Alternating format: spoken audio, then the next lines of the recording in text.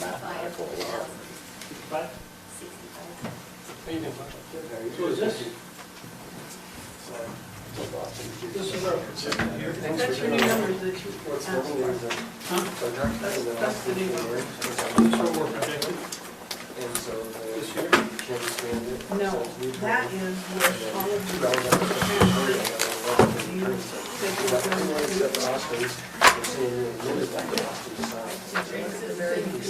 take your numbers. Very end of this. See these numbers right here? It literally was, it was on Just there. plug those in. Before those numbers, it'll give you Got it done by the that's hours. the new number. You can make 2 hours or you did. Expenditures are all built into this budget right You here. haven't got numbers. Well, she has them, but that's not, Yeah. that's a revenue projection. I'll give you minutes for my summer so I can put them on the board. Oh, sorry, sorry.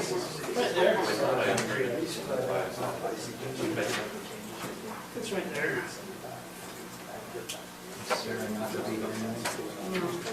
Just call me yesterday and ask me. You need it on that.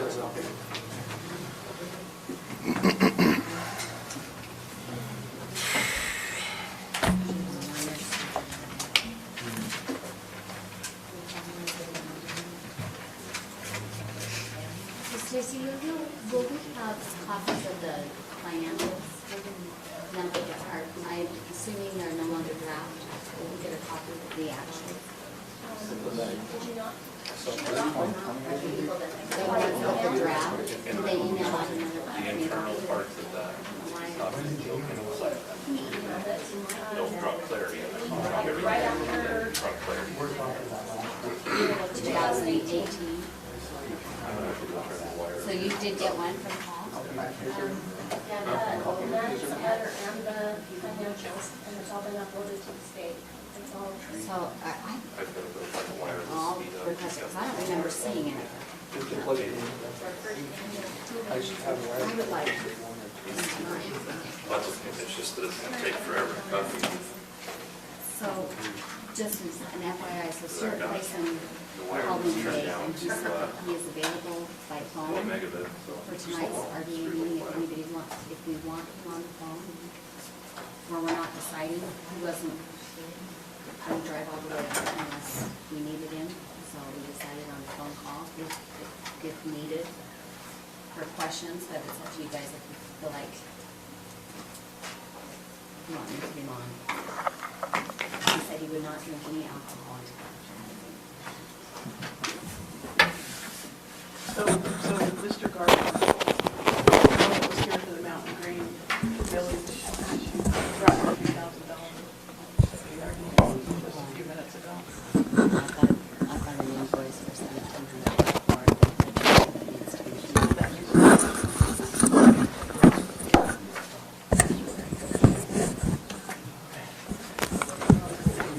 I don't know how I was going to do that. So that I don't care. All the invoices for the idea Where is our money recorded from our interlocal agreements with the city? That is recorded in 103380, shared revenue. It's down at the kind of at the bottom of the first Part page. of that. What's that? Is that everything? Or is The that- 183, 984, 48 is everything that we should get. We haven't gotten it yet, we've gotten the 18332. But that is everything that we should get if they pay everything they should And pay. that's just the city? This line item includes only city stuff? It's all the, yeah, it's only city, except for the dump. The Is, dumps in there? We separate that the out, dump's put it in over into the enterprise. enterprise. so when Mountain Green Fire pays, it doesn't go into that shared No, revenue, it goes no. against their, That has its own fund, that's only Morgan City. okay, all right.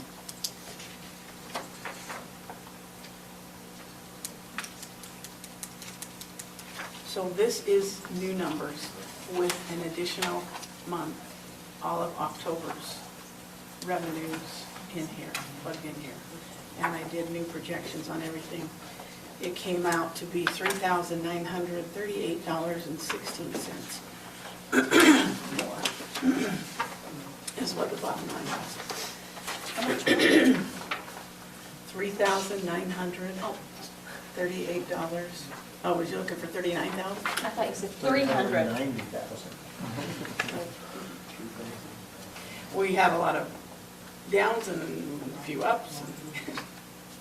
That's the bottom line difference. So then I just played around with a little, I did a completely current financial statement through November today.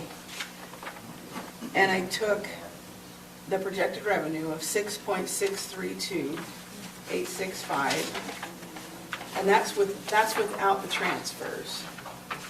You'll see at the bottom, there's those 3 transfers that you plugged in there last year. This is without them because obviously we're not going to do them if we don't need to do them. I took the 6.6 million projected revenues and I subtracted out the actual revenue, the actual cost, what we've actually really spent, which is 5.3 million. That leaves us, for this year, I'm just talking 19, leaves us with 1.2 million. There's no way that we can spend that much Between now and the end of the year. between now and the end of the year. Am I right? Yeah, you're right. So then I took the 6.8 million, which is what we budgeted. They're gonna spend all that the next. Say that, Oh, I hold complete faith. say that again, Bonnie, to what? Wait. The other thing I did is I took the 6.8 million, that's what we budgeted for 2019. With the transfers. Right? Is that with the transfers? I think? Well, Yeah. No, 6867 is what's transfers. This is actually the budget. It is with transfers, yeah. 6.867 million is the Okay. 2019 adopted budget with the transfers. And I just subtracted out, I just netted it against the projected revenue amount of 6.6 million to come up with a 234,000. And that's if we was to spend Surplus. 6.8 plus yeah, that's including the surplus. Okay. That's if we was to spend that whole budget, which we aren't gonna do, we hardly ever do, but we could, it's possible. So we have a So that would leave us, $234,000 surplus if we spend everything in the no, budget.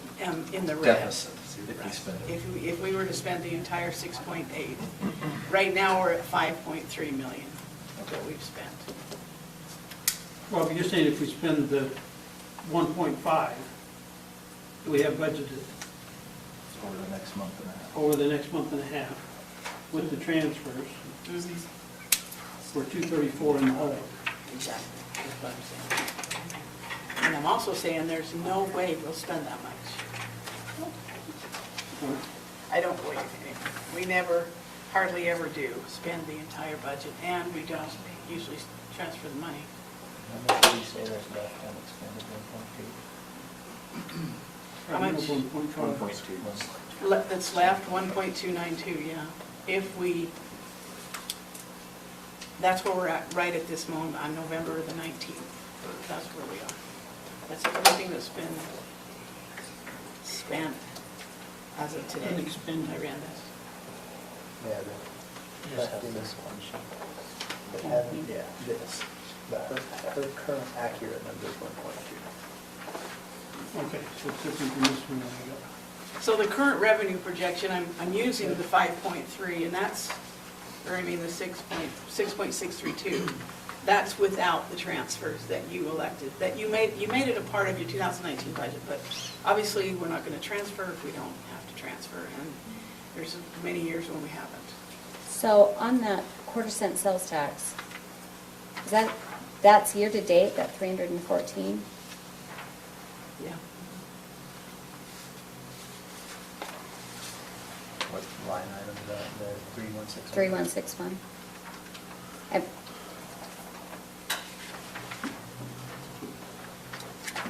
But that is restricted to recreation, correct? The recreation That wasn't tax quarter. is zoo tax, that's the 1/4% tax of part of the sales tax, but it's the 1/4%. The rest of your sales tax is up in line. Yeah, but that 1/4%, isn't that what we That was a did? 1/10%. So your zoo tax. What is our zoo tax? It's, I receipted in We the don't zoo have a zoo. tax. We do, we have an account for it. I receipted in. No, we don't have We a, don't have a zoo. unless you're counting us here at this table, we do not have a zoo. Amen. I'm gonna call it zoo because that's what the state calls it. It's the recreation tax. Yeah, It that's the comes- rec It's tax. not, it's not on this. Zoo, arts, and parks. No, because it has its own fund. Okay.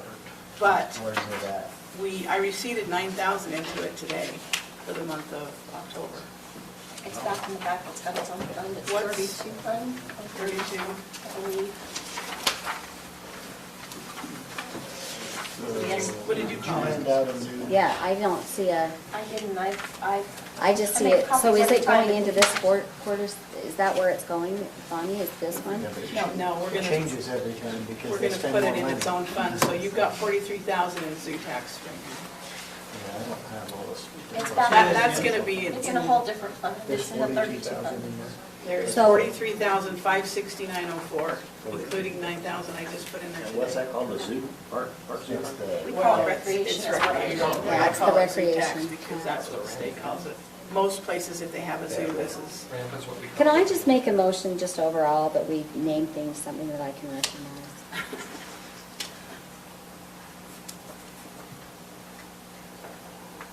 when the state puts it into the PTIF, it comes under zoo tax, that's the way it's Right, written. well, I just mean like on the shared revenue, that if we could just put Morgan City revenue, so I knew, Okay, sure. things like that. Not, if you're pulling it right off of the, not you, Bonnie, if Stacy's naming accounts, Yeah, I am just pulling it right off Yeah. of the financial because, statement. yeah, if we're pulling it off, I, Change that to Morgan City. like, No, that's the only thing that goes in there is the Morgan City shared revenue that they send us for the bills that we send them.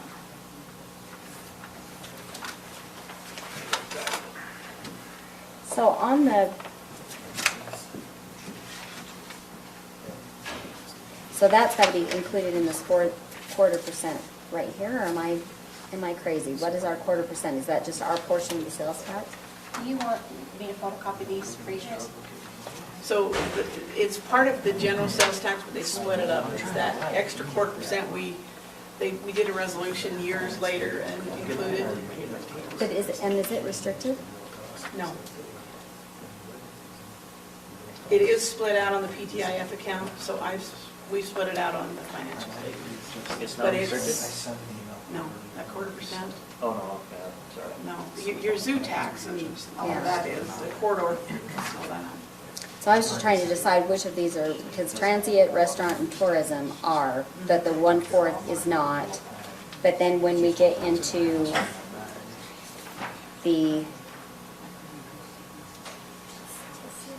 it's the licensing, the $10 on the licensing, that's restricted. That is restricted. That's coming into a different fund too. It's the LTCB, however they named that bill, 33. Corridor preservation. Yeah, so where is that revenue coming That's in? back in another fund That's as in well. another fund also. 22 for this, for That's 2020, to go in here. Corridor preservation has 85, oh, no, that's your budget. isn't it? Okay, so that should be. $96,570 so far. That half goes to roads, right? And the other half is sitting out there building. Special, So for Yeah, 2020. Right so away. right-of-ways. This is getting out in zero. I honestly, if we It's all don't gonna be- buy the one, That's what well, I guess maybe there are other roads that we need to be planning. well, and I had a citizen mention the other day, that used to be a councilman, that that's an option for roads and also our impact fee transportation fund. Yeah, yeah. Both of those have some in them that we could be using for roads. Yeah, we talked about it at budget, and so that's where I'm trying to decide, because when we get into the road fund, if we're trying to hit that 850, that is the annual maintenance on roads, how much of this if it's 96,000 for the year, and half of that is going in, that to me would be 48,000. That's a bit, of that 850 can come from that fee. I know it's some of it, it's absolutely. And that's why I we should asked about probably- the quarter. If that's the quarter that's tied to transportation, that we could go there, but that's not, so it's non-restricted. I think the So- transportation road has about, is it 174 and it, it's either 174 or 147. We looked at it the other day because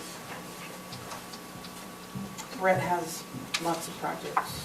Yeah, so that's the impact fee Yeah, one, is 174.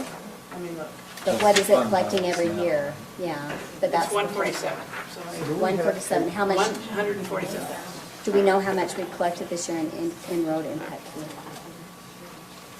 Actually, no, it was collected in all of our impact funds, and there's our balance on all of it. Well, we should have that report, Like all but of our special funds. I'm searching for a specific. So number. we've collected $17,918.68 in transportation. 18,000 is what I just This heard, year. okay.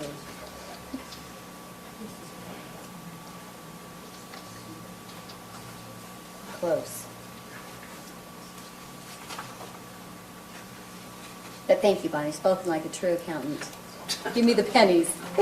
68 cents.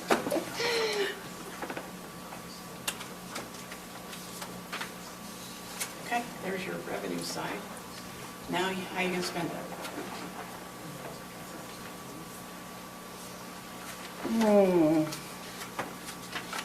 I wish it was harder. Do we have any kind of indication of how much of that 1.2 that we have left will be spent? Well, you could take a look at your payroll, you could add that up really quick. Yeah. That's the only, That's the that- biggest part about it. utilities, phone bills, things like Any that. pay period left. I don't have a number. Our biggest number is payroll. It's, Yeah. you really just don't have that much discretionary spending. I just know we seldom ever spend, what we budget. So I think as far as how we're gonna come out this year, we're gonna be pretty good. Taxes are coming, we got $1 million from Pioneer Pipeline already, and Union Pacific paid the full 19 tax. Really? Without? They did. Wow. They're appealing their Yeah. values, and we're gonna be paying them back, but see, they wouldn't pay us 18s. We got a special court order where they escrowed the portion that they think should be returned to them. It's our money, but they put it in an escrow, they got a district court order to do that, but for 19, they paid the whole thing. We had Thomas Peters down at UAC talking about it, and everybody's like, why did they do that? And he says, I don't know. Just take it and receipt it, and When I look at centrally assessed over the last 20 years, it's just steadily down. And based on the court cases, we're just going to continue to lose. there's a huge one in court right now for Pacific Court in front of Judge Hyde, and they're angry because they want it to be assessed on cost replacement, not on income. They're making lots and lots of money. Anyway, that's in court right now, so when that gets settled, I'm sure we'll be paying out on that one. But at least they pay them, they pay their taxes. And we just have to pay them Yeah, back. I just hate to see it. You really have to keep up on it because that was the big hit to the budget. Oh, yeah, 500,000. Yeah, Yeah. so when you have a year like that where you've got a centrally assessed fee that comes, or prior year assessment that comes back and comes out of your current year income, there isn't anything else you can do. You either create a special line item, but even that you can't do in the year of the occurrence because you've already got, your budget is set long before you know. You've said it and you base it upon the numbers coming in, Yeah. because we use those values. Yeah, So- that was a big hit. Centrally assessed is so, Well, and it's just constant. I don't know, Robert must be representing them Constantly because- appealing. Sorry, not you, Robert. The Robert values. must be representing those men in the court. Not me. I was pretty clear who you want. I know somebody that wouldn't be representing anybody. Okay, Stacy, question for you. Okay. So on this budget report, originally it reflected, on the elected officials, it reflected the average wage. Did that get adjusted down to the 6.8% that we talked about? No. Did we make a final decision on that? Okay, well, we talked about the 6.8%, and that's a difference of 18,005.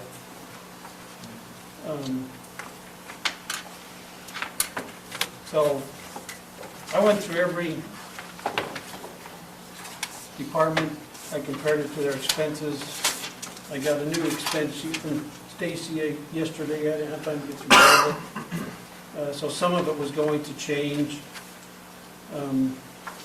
And so that was, I mean, the elected officials, that's the first one where I started, that's an $18,500 difference or I just reduction want to in. remind you, I made notes from the last meeting on all of the things that we talked about, and you didn't make, no changes were made from the last meeting, according to my notes. Okay, You had pointed some things out, but as a group, no changes were made. all right, so, I mean, because we talked about the 2.8% for the employees. Mike mentioned about taking it up to the 6.8% as opposed to the average. So that's one question. Where are we going? Are you staying with the average, or are you going to 6.8%?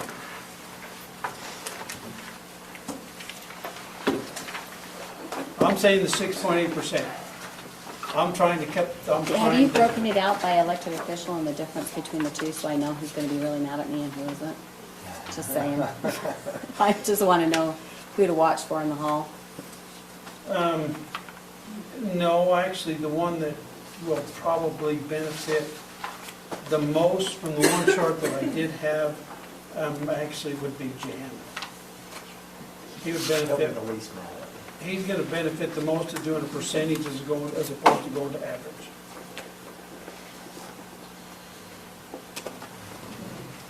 Do we have a third option? Or is it- Huh? Do we have a third option we talked about? Doing the 2.8. Well, we talked about the 2.8 across the board, and then Mike had mentioned, because elected officials were not included last year, to do 6.8. So,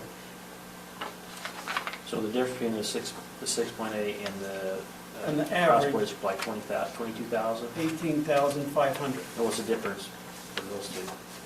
That is the difference? That's the difference. Okay. So the average is 46,539, Yeah, and 6.8 is 28.029. I'm with you. Yeah, let's see if I can figure it out. Okay, so I'm looking at cutting the 769. And I went through every day, so that was just the first one on the list. County council's the next one.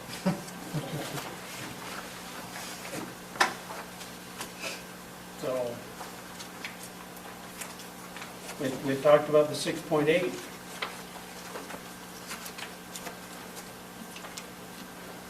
Where are we staying? I'm saying the 6.8, I'm fine with the average.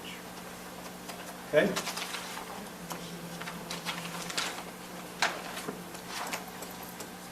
I won't be offended by the 6.8. But I'm I'm, fine with Where you at? Tina? I guess give me a minute and I'll figure out what it is, because I think if we go with the 6.8 across the board, then we end up with the same problem we've got with the employees. And you have elected officials whose average, I don't know what they make across the state or in like-size counties, or why they're different. But I do know if they're different, Well, the average The average of class was four. class 4. Right. We're So- talking, we're just talking class. Right, class so I four. don't, so if I go into my salaries, I kept it somewhere. I wasn't prepared with your list for what to look for. So I guess, Darrell? I'm with the 6.8. I think, I can't remember the argument, I think it was Mike about us moving to the average, then it just moves that bar up. And then next time we go to the averages, I mean, if another county does the same thing, then we're just moving that bar up. Okay. I mean, I feel like at minimum, we should do the 6.8. Yeah, To be, I'd go there. At a minimum, we'd do the 6.8. If that's a compromise position for everyone, I'm good. I just don't know how it 6.8 impacts. is. Okay. So 6.8? 6.8. And 4. So make that note. Right now. For my bulletproof But vest. right now, it's got the other in there, right? The other, yes, as the average. So is that, those numbers you gave us, is that a cost, the cost, or is that the difference between what's been budgeted? That's the cost, right? That's just, the increased cost. No. 28? It's a 6.8% just in the So- salary. I don't think he's doing any calculation That of 28 benefits. doesn't count benefits or anything. no, it does not. Yeah, 28,000 is before benefits, that's just the cost of the 6.8% increase. Yeah. It's actually $27,961.19. I think you're Yeah. There you go. Okay. So Because 6.8. you're making me look bad now. All right, now, when I need my bulletproof vest. County council. So that, what we just got talking about is the increase we're giving those elected officials. Those correct? elected officials. Now you want to talk about a 6.8%. decrease you're doing for the other elected officials, correct? For the 7 that sits at this table. Yeah, I just want to make sure that Yes, everybody clarification. understands, we just got done County- talking about an increase, now we're talking about a decrease. That is Okay? correct. I am. Okay? I have a couple of options. All right? We're sitting here trying to figure out how to do a budget. Nobody's excited about a tax increase. So this is what I'm saying. The study committee was talking about moving the new council to the 18,000 mark. Right? I've got a couple of proposals. One, I'm saying we move it to the 18,000 mark right now. That's a decrease of $51,600. But it's level across the board. The chair and vice chair does not get any more than the rest of the council, or even across the board. That's one. The other one was drop us to 15K, which is 72,600. Working into that, if we're not willing to do any of those, I want to eliminate travel and training, and it comes out of the 24,000 that we're making. But I do want to change, if you stay that route, I do want to change the chair and vice chair to the 24,000 across the board. You know, I already voted for just driving travel. And So- paying for it ourselves, but that, So- I think I was alone on that vote. So one of the reasons why you do travel and training is, I realize that for my specialty, continuing education is part of what is expected every year. I have to recertify, I have to keep up on my education, and that's what I consider the travel and training when we attend things like UAC and NACO. One of the sessions that everybody was in down there, we talked about a couple of revenue streams where rural counties are finding where people are collecting TRT tax and yet not submitting. Those are issues when you learn from your fellow elected officials in the same position for revenue streams that maybe we are missing out on as well. The economic development training that they do down there, and a lot of it, when we talked about solid waste, Mike, I don't know, I'm not over solid waste, but there's a good discussion there over that. I look at those as continuing education and finding out best practices across the board. I think this is a part-time position.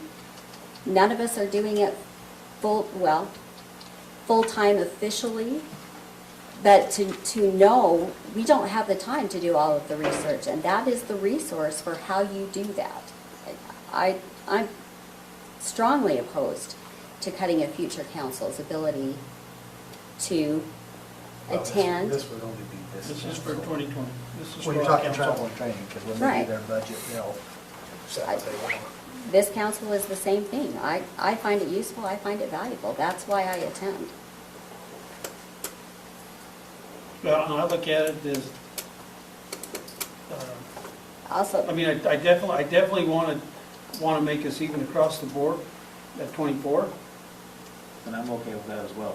My question is, why would you not value the county council and the time and effort they put into it as another elected official?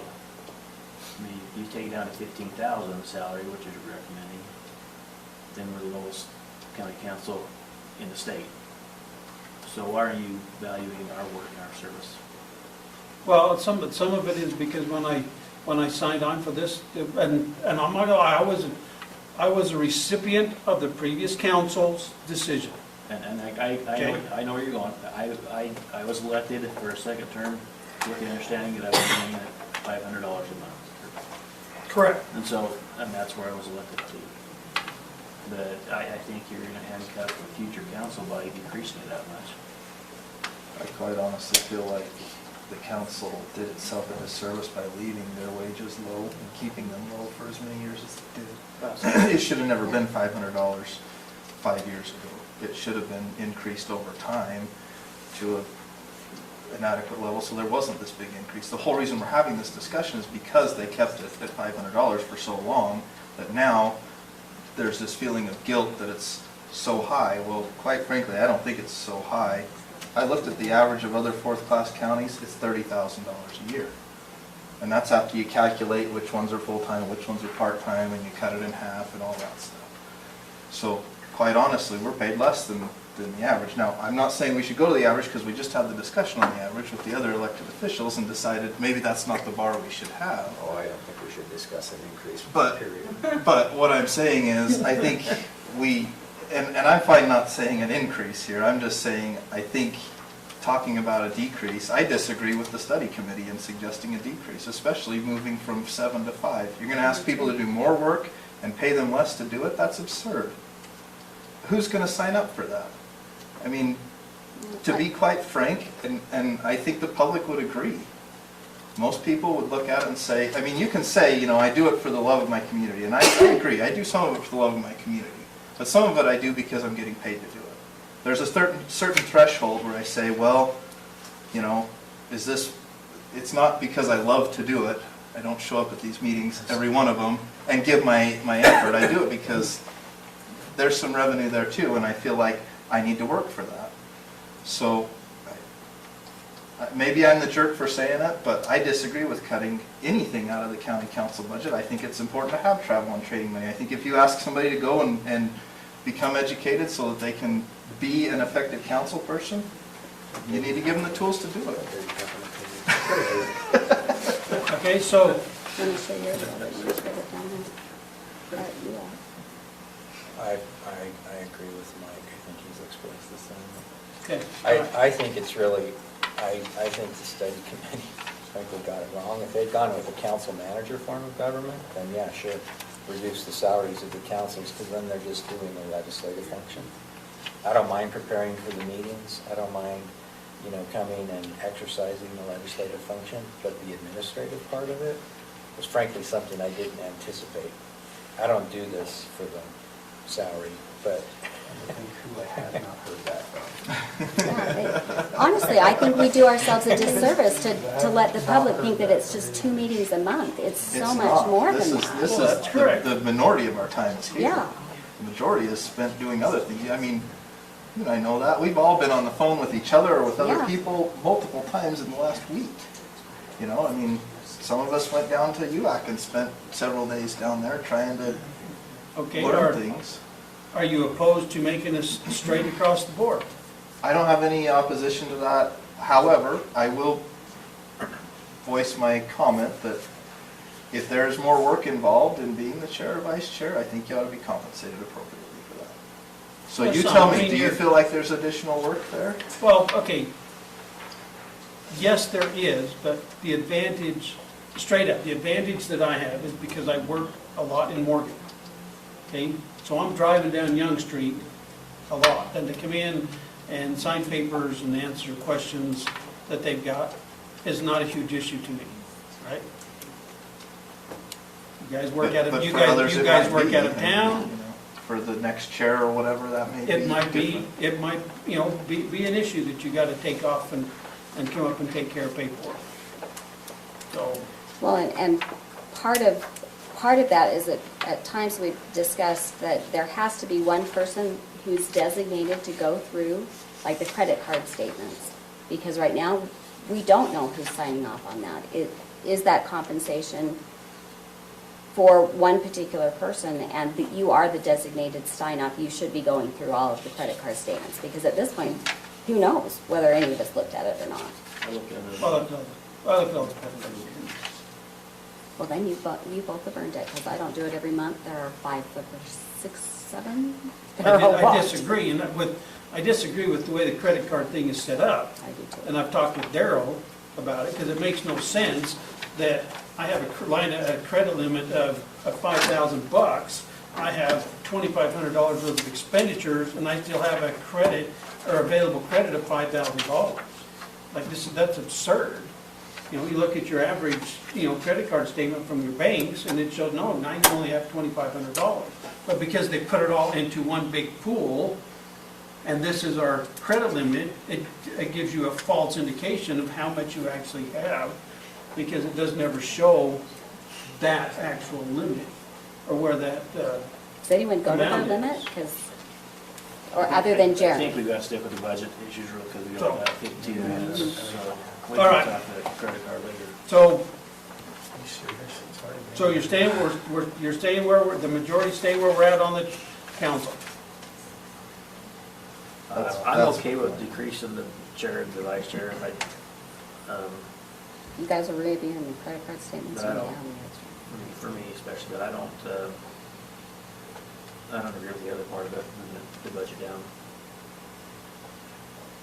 So I think there's a majority in favor of staying at the 24, but if you want to reduce the chair and the vice chair, then it sounds like that same group would be fine with that. Remind me what I'm the not chair, gonna be the vice chair chair next year currently. anyway, so he's 30 and 28. I think it's 30. Who knows will be the chair? It's 30 and 28.5, I think. Talk Because to the in next the budget, year, it couple still has $100 me as more. getting the chair salary, and I'm not. It won't be me, and it's not a budget issue. Okay, well, then I'm gonna say we've got them to make it 24 across the board. What are we saving there? Hmm? What are we saving? So what, about $500. $8,000, No. 8,500. Sorry, $8,500. We might have to amend a resolution, I'll take a look. It seems like when you did your. Yeah, I think it's in salaries, your, it comes out it's in the addressed resolution. in the form of government that they And so get we've amended that, more. and so I'll Okay. do some snippet on that for you. So is that your decision as a group? I don't think we voted on it. It was $8,500 out of So we're council making, wages. yeah, so we're making all council members even. Yes, Mayor? I would say as the chair, I think I put in extra time. Well, and that's what I'm saying. I'm fine leaving I it have the the way it advantage is, 'cause I live up to be here and honest with work you, for both, and majority of the keeping it the time, higher so. amount, but if you guys want to reduce that, I don't. Yeah, I'm fine with leaving it the way it is too. Technically, one of you, I don't know if Roland will be the chair next year or not, so technically, someone else at the table could be the chair, so think about it at least, but I'm Yeah, happy to. I found it was more work, but that's my experience with it, so I'm fine with leaving it how it is. I'm not planning on being the chair, I have lots of other things to do. We want to, I'm in favor So of Tina's leaving it leave it? all the way it is. I think our, Okay. contribution here is that we're not talking any increase. We could, We honestly could. And maybe we should if we're doing it for other employees and elected officials, but we're not, and I think that's our contribution. You know, if that's what you're concerned about. I'll leave it at the 24. Okay? What do you want to do? I'm fine with the 24. Darrell? Leave it as is. Okay. I'm gonna change the county council then. Okay, so the rest of these, what I did is I went down through and I compared, and I'm gonna get scolded, I know. Where are you at now? Well, I'm just going down the list, so So what- justice of the So peace. just so I know which one, what date are you on your report? This one is 10 October. Okay. That's what I'm saying. I haven't went through, because I got an updated one on the 18th yesterday. Okay, well, I still I have the haven't 10th of had- October, so. I don't think we all got that, you got that. Yeah. Yeah, I just What went down. he's looking at is a list of. He's looking at the budget, He's looking though. at 2019's expenditures I'm looking at versus your 2020 expenditures. budget. Oh, okay. So he's not Now, looking at. did you what- annualize these then? What? The 2019 expenditures that you're looking at, did you Okay. annualize them before you did your thing? Well, I did with this, but that's what I'm saying. So with the new one, I got it yesterday. I didn't have time to go through all of it.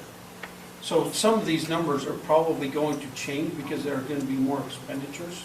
Yeah, that's what I mean, did you annualize? You didn't So- annualize the expenditure, this was I expenditures did- as of, I yes, did for as of today. the 10th of October.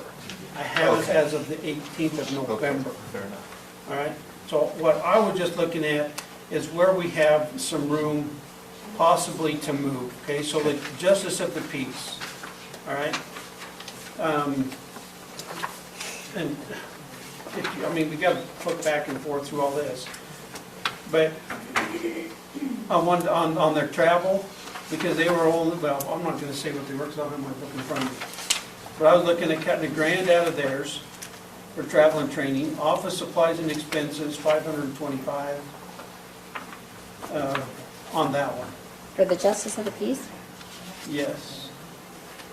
Leaving it at $750 For, and cutting $520 on the office supplies and expenses. Because most of these, To I still left anywhere from 1,000, or I should say 500 to $1,000. So in office supplies, in 2016 and 2017, they spent under $500. Okay? And that's why I'm, But they had a budget of, oh, yeah, they've had a budget of $1,275 all along. So you're saying cut $1,275 to what? the office supply and expenses to Cut it to $750, Okay. okay? Then you go down to attorney for indigenous, and I know that's, But there was, on travel, you were cutting 1,000 out of that, so it's 1,500 Yeah. instead of 2,500. yep, In travel, the last 2 years, he's been under 1,000, but 2016 was $2,100. I don't know what the difference is, but I'm just looking. well, So- see, and these 1,000, these. So total, around 1,000. so total on going through all of these, So total, Lines. what I went through on these, the only ones I did not have, and I got from Stacy, was the ambulance, because I didn't have a final line item on the ambulance. But, and I know you two are gonna shoot me, because I took the 200,000 out. For roads. For roads. We're not changing that, because I took 72,000 out of the council, okay? I'm bumped down around, about 300, it's gonna be about 375,000 with the rest of instead of this. 700. Well, that's what I would cut out of there, and it's gonna about split that in half. so, and how much of that is roads? 200 of it. Okay, and the reason I looked at that And that's is 200 out because of the we, general fund, not 200 out of the road fund. yeah. Well, but it's the same, Did it's you the same guys send me concept because anything we're, on the roads? Because I didn't. No, I haven't gotten anything from that. so I had a long conversation with him on my drive. And my concern here is that including the road that I live on, for 20 years has never seen a bit of county maintenance on it. And that's happening across the county, not just on my road.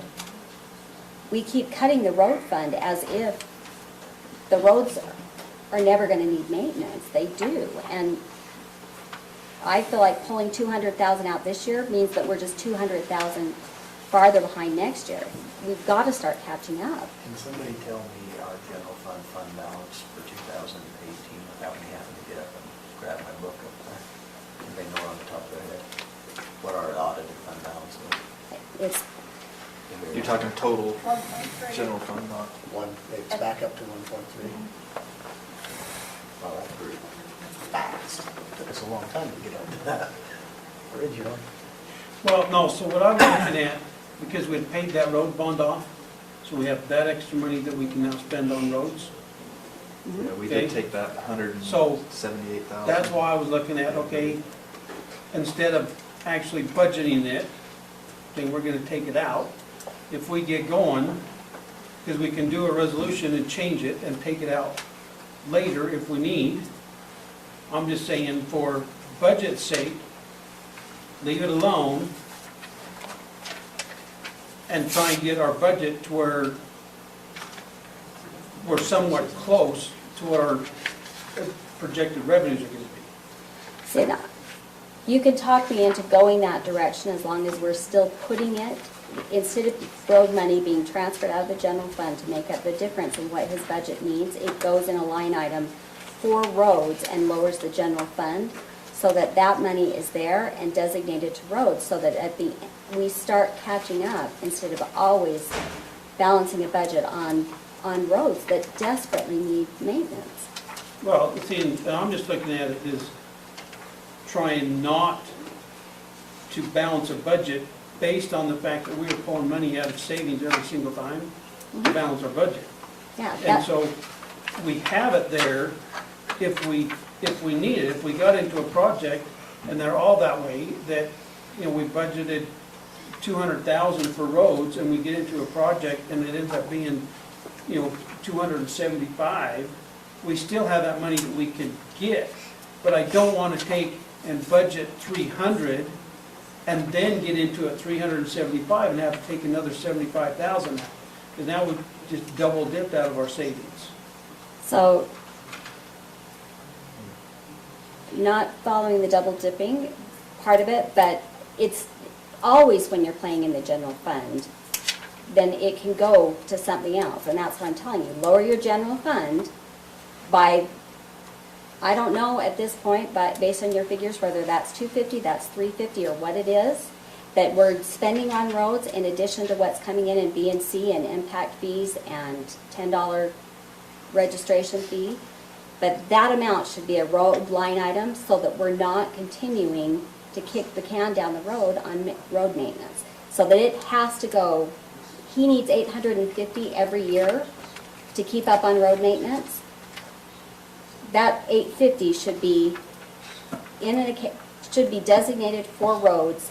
It goes to roads. Now, if you only spend 775 because you've got a big, he's got 775,000 sitting in that designated road money that can go into the next year, and he can pay, and he's got 925, so that we stop not doing maintenance. There are roads in Mountain Green that have never seen maintenance. We have to start catching up. No, and I agree, but that's what I'm saying. So we paid off the bond, okay, so we've got that money, and then plus whatever he's already got in the road fund, and go from there. And if we start on your road and we end up having to pull another $70,000 out, we already have it. But I don't want to pull it out of our general fund to budget to do roads and then turn around and pull more out because we overexpend it. Is where I'm going. So right now, we have 402,000 budgeted to come out of general fund for roads, right? The 200. That's what we have right now. Plus, we got the B&C funds that are coming from the other account. So that's still leaving 202,000 coming out of the general fund for roads, plus our additional last meeting review, which is What, roughly 500? 500. Yeah, I figured that it's 350. That's my rough number, but that's why I was asking over the registration fees and the road impact fees. If the road impact fees are only 17,000 a year, that's in the noise at this point. But we have got to start catching up on these roads. So, But I want it in a fund where it has to go to roads. It can't go to anywhere else. The same way with the emergency services. I don't think people have a hard time with the tax increase for roads. What I think they have a hard time with is with the tax increase for not knowing what it's Okay, for. for lack of time, So this is what I've done. I'll With go. the changes that Bonnie gave me, it changed your bottom line number to, you're now short $784,000. The only change that I think I heard you can make consensus on was dropping the elected officials down, and that took another $28,000 out. So now you're down to $756,000. If you take 200 out of the 402 that's in the road department, that takes another 200 out. So now you're down to 556,000. Yes? No? Okay. And I haven't heard anything. That's Well, where we're at right now. we're just getting started. He's just getting started. We'll is what obviously he's So- come back after this meeting to finish this. Yeah, discussion. we're Can you gonna tell me have the fleet real quick, will you jot down? Yeah, the well, fleet? yeah, we need to do that, and then did you have something for Sarah for food pantry? Yes, so if we can, do you want me to go into that and then we can adjourn Daryl, this? and then, Sure. But- go ahead. Well, because we talked about some of these older vehicles, both in the assessors and in the planning and zoning. I met with Blaine, I met with most of the department heads, I met with the dealerships. Blaine actually has some good ideas. Blaine, you want to come to you real quick? Or you can save us 30 grand in next year's budget by, the plan is to replace or trade out 4 vehicles. One of the vehicles Blaine's offering to give to the assessors, the administrative vehicle, and to replace, she has a 2006 Ford Escape. Use one of his administrative vehicles to trade that out, and then use the other 3 vehicles to trade in for a planning and zoning vehicle. He has money in his budget this year that he can buy his, we budgeted for a new vehicle next year. He could buy that this year's money and save us 30 grand next year out of the budget. Bonnie just said no. Bonnie just said no. To what? What? No more spending money this year. no, she didn't. My notes say that you've already kind of got that built in here. Well, I'm saying we could, because You're saying we can right trim now, 30,000 we're out, spending right? 2 grand a year for repairs, where we could get not a police, sorry, a lease for just under 4 grand, if you want to get a lease. That's what the state contract pricing, we piggyback off the state contract pricing. And, there's some options there we can do.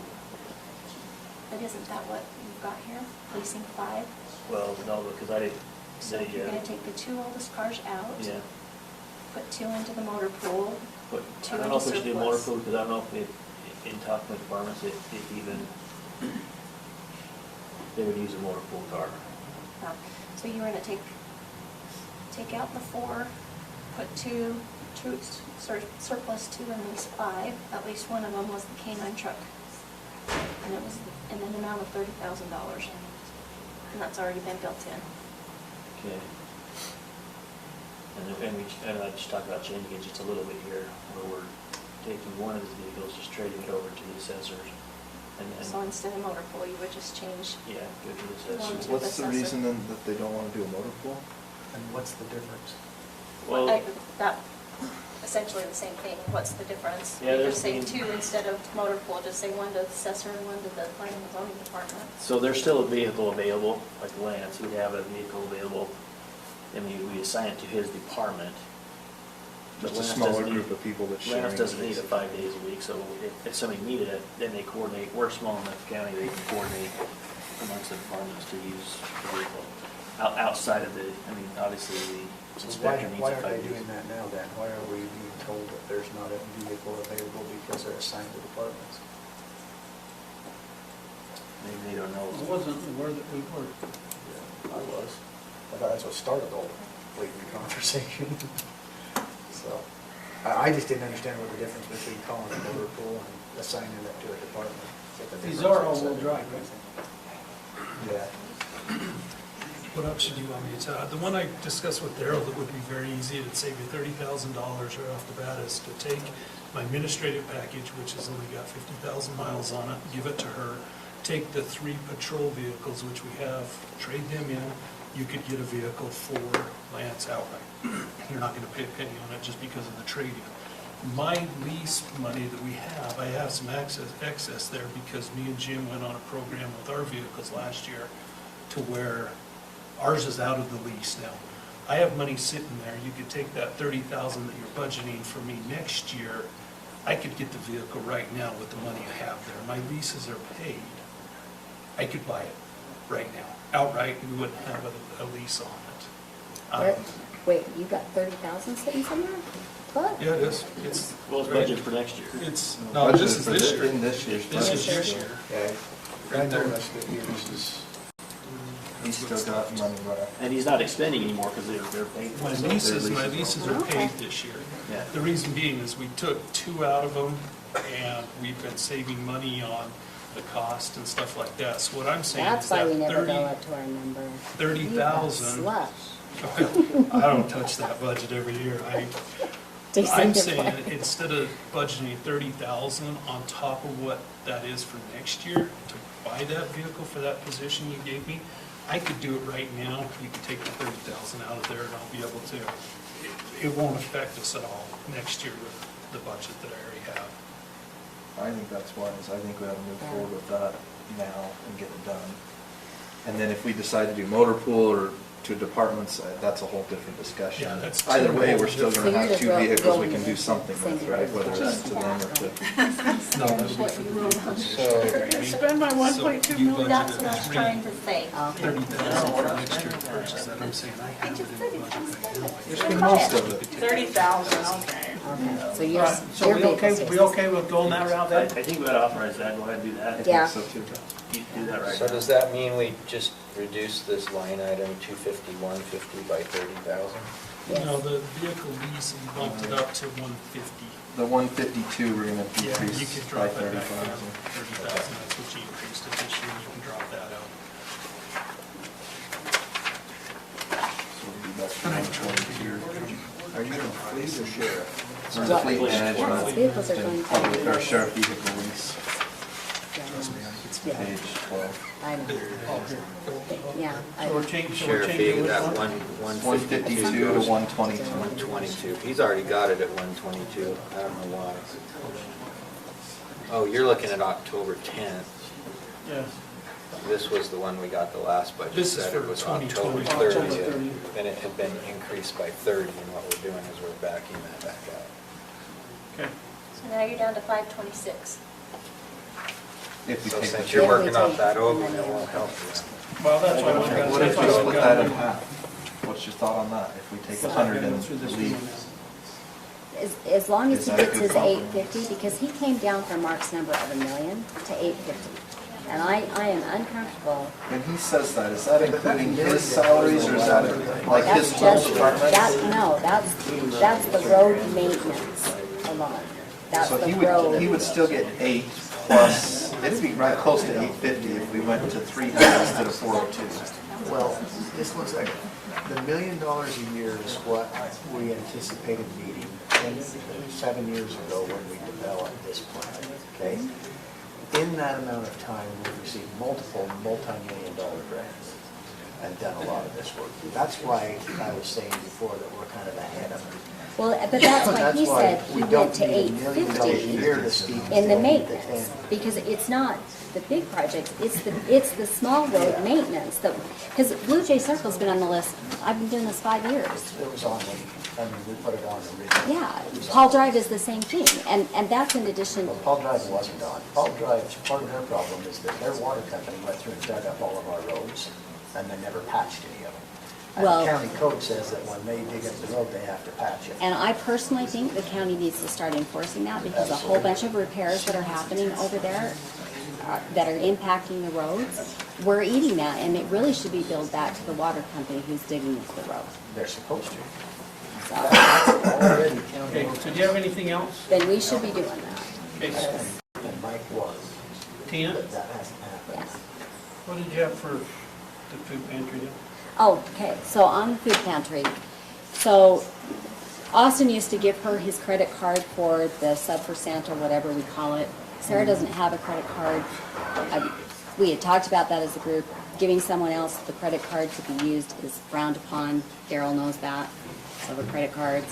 So because the chamber is already doing their Sub for Santa through the Christmas tree thing, what we were talking about is combining those efforts so that it solves two problems. It's got more eyes than just one person on it, and we're tracking who that is, and we're getting a broader coverage over people who need services by including the chamber, the school district, the city. So Sarah and I had talked about that and combining efforts. She thought that was a great idea. I think that's a great idea. That's our suggestion. That's where it goes. Seems like a good idea. So we have a timeline, we need to have this, I mean, It's just I think it's just instruction back to her. She had come to Sarah and asked about how to do Sub for Santa this year, and I think, Julie did. yeah, I think that's the instruction back to her. So we just want to keep everybody in the loop on how we're Is that what doing. you want, is that what we want to do? I don't see Sign any reason reason not not to. to, if it works and it gets the job done. Okay. All right. Real quick, we got to get going on the districting. What responsibility do we as the council have to do, or is that all you?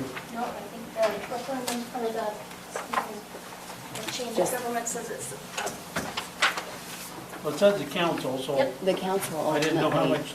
it's responsibility of the council. So but we need the registered voter numbers Okay. for the county by area. Can we get those sent out? So, because depending on how you divide it, if we're going into 3, I've always thought that there's a third in Mountain Green, a third in the city, and a third in the rest of the county, but that's just population, not necessarily registered voter numbers. Okay, so can you get us those? Yep. Prior to this meeting? Chair, I move that we go into council meeting and we take this up again at the end of the No, council. we're not doing No. Refuse. Okay, now I vote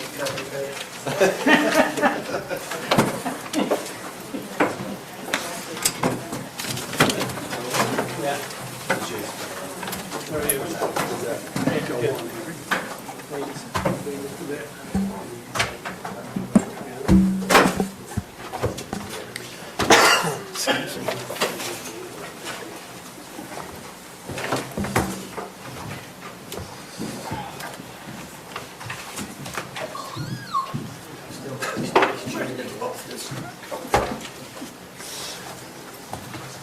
We gotta discuss this.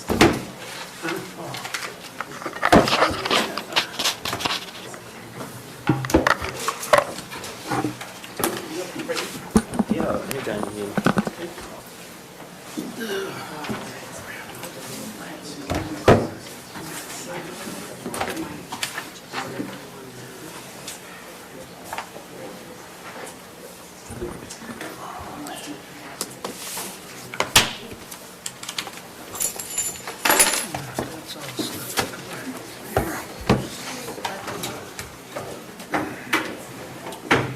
That's tomorrow.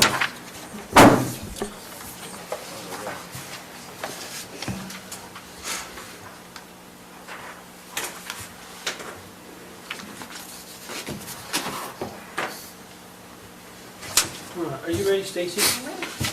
You ready over here? Shoot. Okay. Apologize for our delay. Want to welcome you to our county council meeting. If you have a cell phone, and you need to take a phone call, if you would step out, that would be greatly appreciated. We'll start with prayer and a pledge, and that will be done by Member Ballantyne. Our Father in heaven, as we meet tonight as a county council, we're grateful for the opportunity we have to meet together with the citizens of this county to discuss issues important to this county. We ask that we might do so with the spirit of understanding and learning. We pray that will be with us as we talk about these things. We ask for thy blessing to be with those serving in our military, our armed forces, and our emergency services. They will be safe and protected. Again, we're grateful for this community, for the residents in it, and we ask for thy blessing and protection. This we do so in the name of Jesus Christ. Amen. Amen.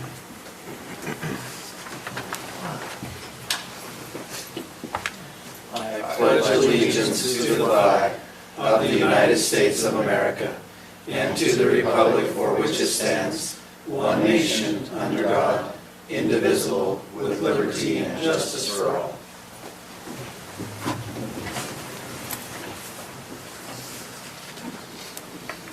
Lance, just for clarification, CW has withdrawn their We requested postponement. postponement. All right, well, so we'll just pull that to the third. Oh, Did they specify, or they're just? not specified date, and I would put it much, maybe not quite as far out as other people would, but push it out a little bit. I thought that was very reasonable. So are we not, So why don't do we we need to just- why don't postpone to we a date just- certain, or do we postpone Why until don't they we- want it to bring brought back? I'm saying just remove it and let Lance Take bring it it back off on. Yeah. Because if you postpone it, we're supposed to do a specific date. Just If they amend don't the know when agenda it for is, next why not year's. just remove it from the Agenda. agenda and put it back on when they're ready? But that would be fine. Okay? All right with that? That'd be good. Okay, so we'll remove item number 5. Any other comments on the agenda? So with removing item number 5, a motion to approve our agenda. So moved. So moved. Member McConnell, Second. second by Member Valentine. All those in favor? Aye. Aye, any opposed? I'm not gonna lie, I didn't even pay attention to the minutes. Are the minutes in here? Yeah, they are. You did this to me last time, and I held them over for the last one. Seriously? I have a couple of comments to the October 1st minutes. Where did it go? First or the 15th? The first is what's in our It packet. says Tuesday, October 1, 2019. Should Got that the be agenda Supposed from to the be the 15th, but then you got the minutes from the 1st. Maybe that's just an error in the minutes. Should this say Tuesday, October It is the 15th? 15th, I'm sorry. I'll add that to my comments. I'd like to correct the date on the Okay. And then in the continuation of the public hearing regarding MCC 8-5C, the commercial and industrial districts, if you go down just before the motion by Member Newton, there's a stray line that says, "Look at overlays, exclude light industrial, consider economic." I would strike that because I think what you're trying to replicate is what's in the motion itself. Send back to the commission to consider overlays, exclude light industrial, seconded by Member Kilmer. Yeah, I think you're right. What page are we on? I'm sorry. I'm on page 2. I'll show you.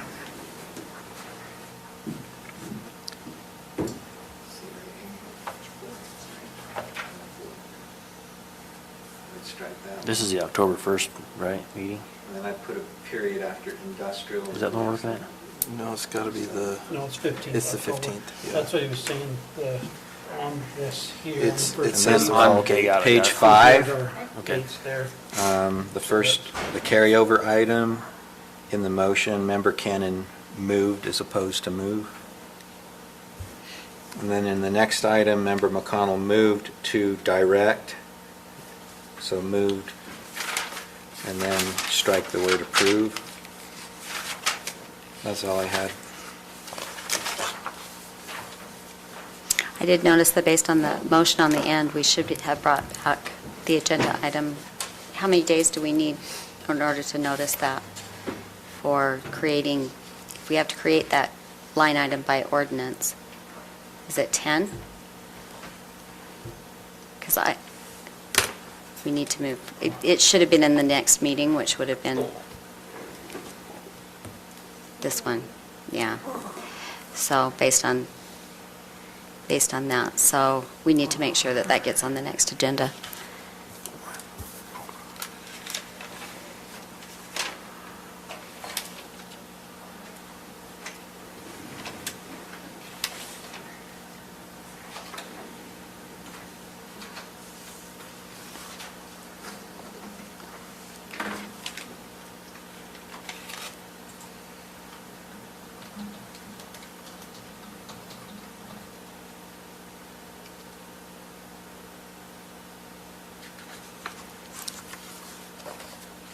Okay, any other comments on the minutes?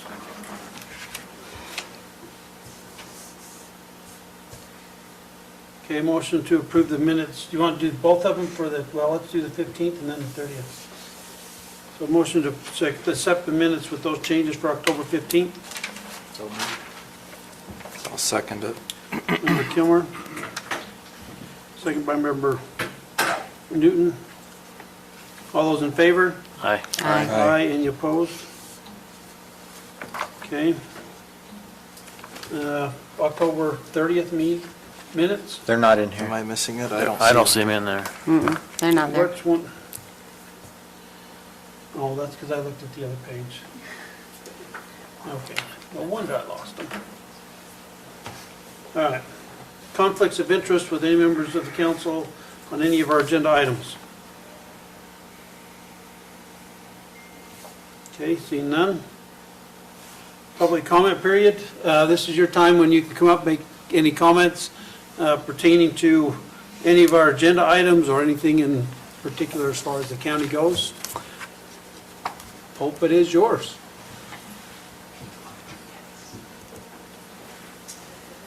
Good evening, Teresa Wardell with the Chamber of Commerce tonight. We just wanted to make sure we didn't get on the agenda. We apologize. We want to make sure you're all aware and invited to, and would love to have you at our Christmas, at the Hometown Christmas. That's a county celebration.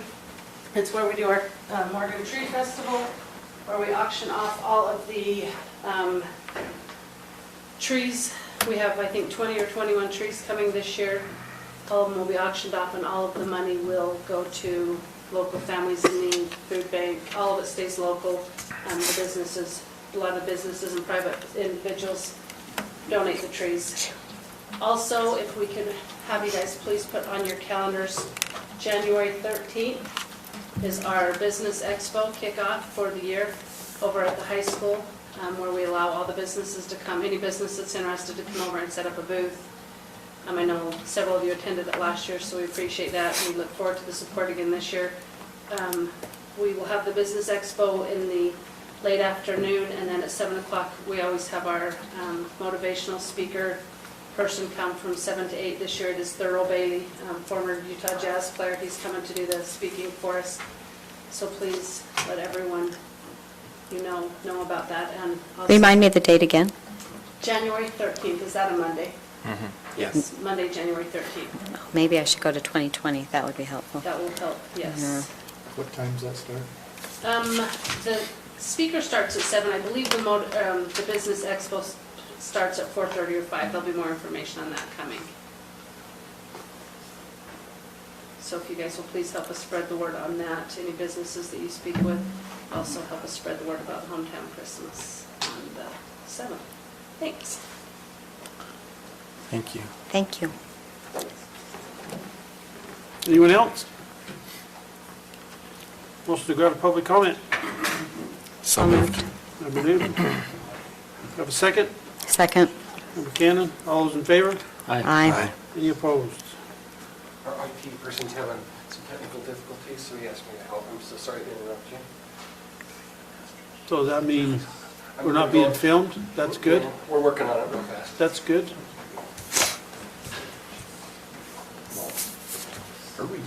Oh, let's Do go we want to then. hold or do we want to keep moving? Okay. Let's go. Mr. Chair, are you ready for the next item? Oh, yeah, number 1. I move that we approve abatement of property taxes that should have received Greenbelt status for the parcels listed in the packet. Do you want me to read out the parcel number? She's not here to get it. Are we all okay with Yeah. the parcel number? Parcel, I can read it. Yeah, It's- give me, yeah, well, the parcel Yeah, number, okay. this one here. So parcel number 01-004-749-02 and 01-004-749-08. Okay, I just had a question, and maybe you know the answer. So typically, so this is saying that these properties should have received Greenbelt status and did not, It said it was a clerical error. but the acreage is 1.03 and 1.42. So when the acreage is smaller, if they own a larger tract that's greater than 5 acres and these adjoin that parcel, they can still get Greenbelt status. So these are just adjoining These are parcels? adjoining larger parcels. He Okay. owns 40 or 60 acres there. okay, motion by member Newton, got a second? Second. Second member Valentine. All those in favor?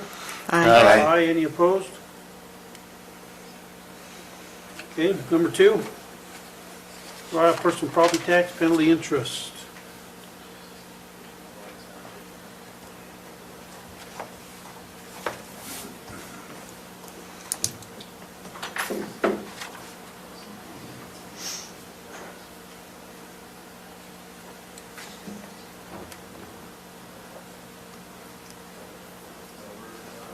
Any discussion on that?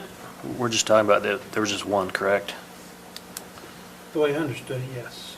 Yeah, Yeah, total of $149. yeah, 48. Chair, I'll make a motion that we write off from parcel number, hang on, 00-0003-6564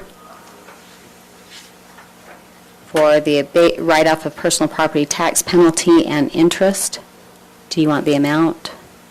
It's 149. 149.48. Okay, I have a motion by member Cannon, do I have a second? I'll second it.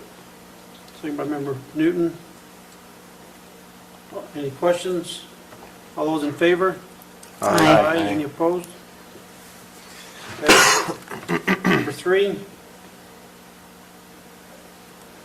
Pat London, request for primary residential abatement refund. Is he here? Yeah, Okay, all right. good. If he comes, oh, she is back. State your name for secretary, would appreciate it. I'm Patrick Lundy. First off, sorry to be on your agenda this evening, but I am requesting that my home continue to be taxed as a primary residence. I believe my wife filled it out in 2017 and purchased it as a primary. I've been taxed the last 2 years as a primary residence. I guess I just didn't realize that you had to fill out an exemption every year. So, An extension. Exemption. Oh, an exemption. I don't have to fill one out every year. Do we have to fill one out every year? No, I think I'm still being, just initially, oh, so they didn't fill one out at the beginning? Yes. But it is your primary residence. We put it on as primary when a new home is built or bought, assuming that it's going to be primary, and then we send out the exemption application that they need to fill out and send back in. That didn't happen, and so we removed it from primary. Have you received the application now? Okay. Okay, so the abatement would be the 3460.74? Mm-hmm. Is that what we're saying?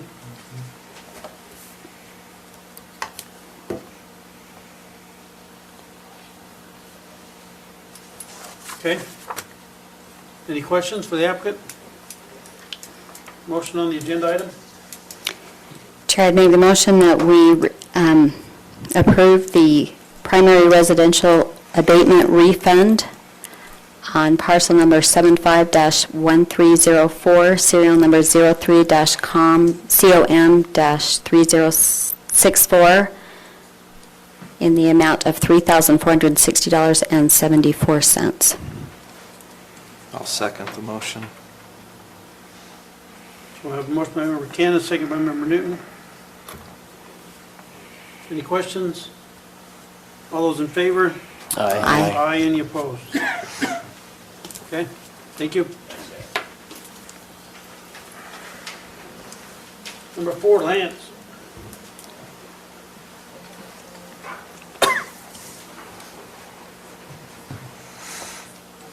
This is a code amendment that was discussed, it kind of came up in some of the Mountain Green meetings and the town center discussions.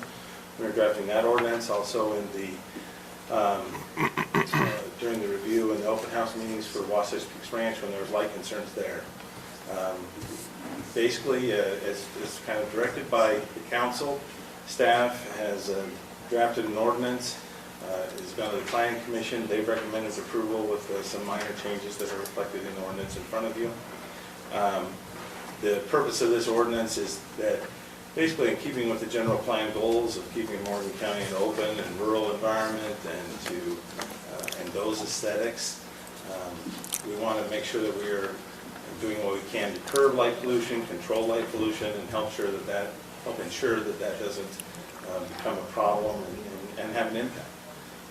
I think the majority of the public enjoys having dark skies, but that doesn't just happen, and it needs to, this ordinance has been drafted in a way to hopefully make sure that those lights, as they're put in over time, are minimized in their impact, that they're there for health and safety, but they don't need to be overly bright or shine off site, and certainly, hopefully the code is written in a way that that allows that to happen.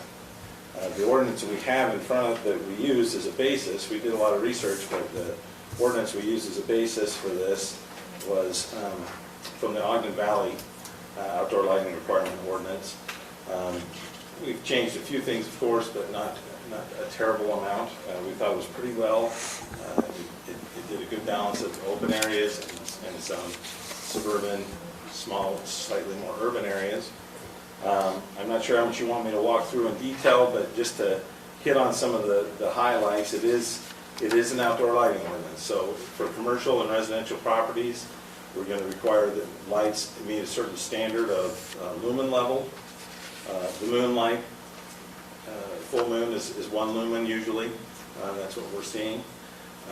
And so this is limiting to 100 units or 100 lumen. Another term that's used is Kelvin, which is kind of the coloration. And so that's how we're controlling it. It's a certain type of light. It only could be so bright. Let's see. We want to control the light shielding and direction.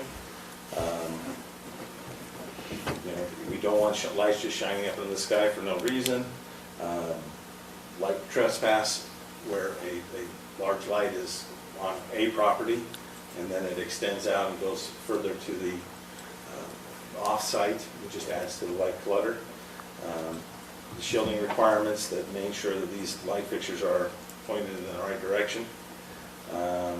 There's specific standards for the timing of lights, no flashing or flickering. In particular, the gas stations and parking lots, the lights need to be downward directed, and so there's standards there. We have a little section on recreational facility lighting. Should we have like a football stadium or something, soccer stadium, pickleball courts, those lights should all be directed down. They're allowed to have a slightly different coloration because playing sports at night you need a little brighter color, but So Lance, let but me it's interrupt you right there. All the new lighting that they're putting on sports arenas, football fields, things like that, they're all switching to LED. Incidentally, LED does not reflect.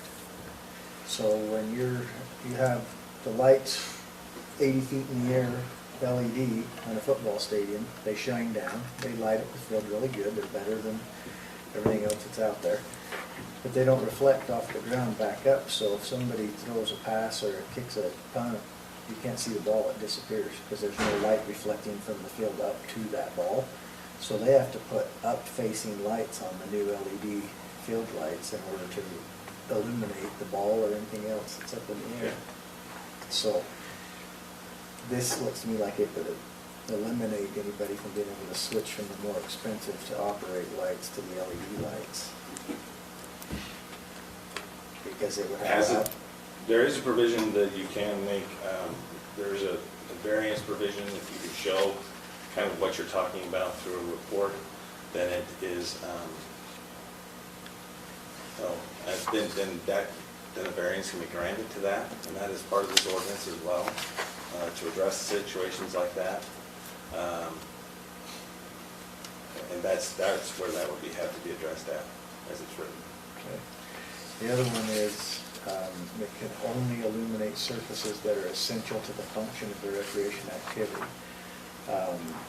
Try as we may, we went with probably the most expensive system available at the time for the recreation complex. Try as we may, we get bleed over onto the neighbors. Okay, I mean, we've done everything we can to not do that, but that's still there. How does this affect existing facilities? Well, existing facilities would be grandfathered in. If they ever replace those lights or change them out, then they have to come into conformance. Okay, I just know when you get that high, it's really hard to cover the entire playing surface, especially those playing surfaces. I mean, we're lighting 11 acres over there. And to get that not to bleed outside into the parking or onto the neighbor's front lawn is extremely difficult, so. So I want to make sure we're not so tight on that we make it cost prohibitive for us to actually provide these nighttime activities for the community. We could, I mean, I'm trying to just think, that's a particular circumstance, and it does make it a little bit difficult. But we do, I don't know, we want a rule for everybody, and you know, and we certainly understand the community needs that, but at the same time, if you want to do the standard. Yeah, no, I'm not looking for a rule for everybody. I'm addressing the one that you have in here and wondering if it needs to be tweaked or if there's a way that we can still make that happen. Okay, so along that line, so on page 4, 10A, evening lighting shall be turned off by 10:30 p.m. and any remaining lighting shall comply with this chapter. And then down there it says, on B, it says occasional events shall not occur more than twice per month. So if we have an event that's going multiple times during the month, we can only do it twice, correct? The way that's reading? If it's going past 10:30, right? If it's going past 10:30. No, as I read that, you can only do it twice per month. That's what I'm saying. Yeah. That's my concern. That's We're limiting this to Because twice the a first month. requirement is to turn it off at 10:30 p.m. The second requirement is occasional events shall not occur more than twice per month. That's where my concern is. So for example, your fair. I'm having issues with the 10:30 and the twice a month. So, Robert, didn't we have a bunch of recreation activities that were the baseball? Well, a fair's not an occasional event, it's a yearly event. They go past 10:30 on a regular basis. And aren't they Well, more yeah, than but twice a month? there's, It seems like during they're the fair, every there's week, aren't they? week-long stuff in the arena, Yeah. depending on what it is. I mean, we could have all 5 days going past 10:30, which according to this, you can't. That's what I'm saying, I don't think the fair is an occasional event, I think it's an annual event that doesn't fit under the occasional event parameters. I don't know, is it defined? These are the ones that anywhere? are exempted, right, as occasional events, if they meet the criteria. So how do we deal with the recreation board approved activities for the baseball tournaments that are happening during the summer? How is that addressed in this? Because those are occasional, but those are multi-day events and, Or rodeo events, for Yeah, all weekend example, high school long. rodeo events.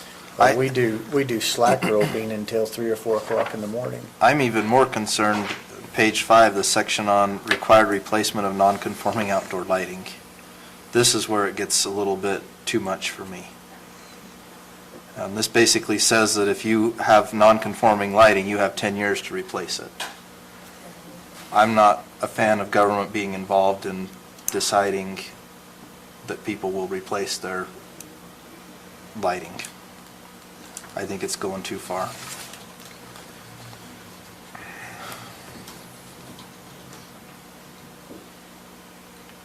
So the way it's drafted, that's for commercial facilities, basically? No, that says single-family, two-family, three-family dwelling in existence before January 1st, 2020, any non-conforming outdoor... It says except Except for outdoor lighting. Oh, for sorry, single-family, okay. two-family, three-family. So it is commercial. Yeah. I read that wrong. Even so, I